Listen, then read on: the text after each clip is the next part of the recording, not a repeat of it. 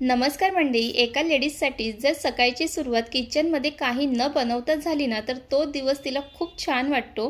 तर चला इथे सकाळच्या नाश्त्याला बाहेरून आणलेला आहे मिसळपाव. मिसळपाव आणल्यानंतर गरम गरम मिसळपाव छान अशा प्लेटमध्ये काढून घेतलेली आहे आणि खूप दिवसापासून मिसळपाव खायची खूप इच्छा झाली होती आणि फायनली मिसळपाव घरी आणली आणि इथे छान अशी मिसळपावची प्लेट तयार केलेली आहे. फरसाण, कांदा, लिंबू, पाव हे सर्व प्लेटमध्ये लावून घेतलेली आहे आणि मग काय मस्त गरमागरम मिसळपाववरती ताव मारला आणि खरंच सांगते मिसळपाव इतकी टेस्टी होती ना. मिसळपाव खाताना खूप मजा आली आणि तुम्हाला सुद्धा गरमागरम मिसळपाव खायला आवडते का हे नक्की कमेंट करून सांगा.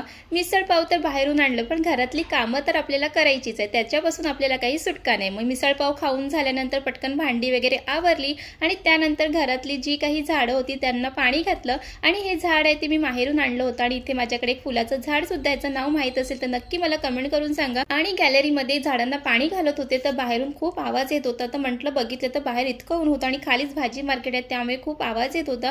त्यानंतर मी जत्रेत गेलेली, तिथून काय आणलं ते दाखवते. पापड घेतला आणि खरंच पापड खूप टेस्टी आहे. असं वाटलं की एक पॅकेटसोबत 2 पॅकेट जास्त घेतले पाहिजे होते. त्यानंतर इथे नाचणीचे पापड घेतलेले आहे आणि त्यासोबतच मंचुरियन चिकन मसाला हे सुद्धा घेतलेले, हे खूप छान असतं. आणि त्यानंतर हे सर्व ना छान डब्यामध्ये ठेवून दिले. बरेच जण म्हणतात की तुमचं डेली रुटीन सुद्धा शेअर करा. तुम्हाला आवडेल का डेली रुटीन पाहायला, तर नक्की मला कमेंट करून सांगा, म्हणजे मी नक्कीच तुमच्यासोबत माझं डेली रुटीन सुद्धा शेअर करेन. आणि आपण लेडीज जर जत्रेत गेलो तर स्वतःसाठी काही घेणार नाही असं होणारच नाही. तिथे मला ना ही सँडल खूप जास्त आवडली. इथे तुम्ही पाहू शकता की ह्या सँडलचा कलर आणि डिझाईन किती सुंदर आहे ना. चला तुम्हाला पायात घालून दाखवते की किती सुंदर दिसतं हे पायात घातल्यानंतर.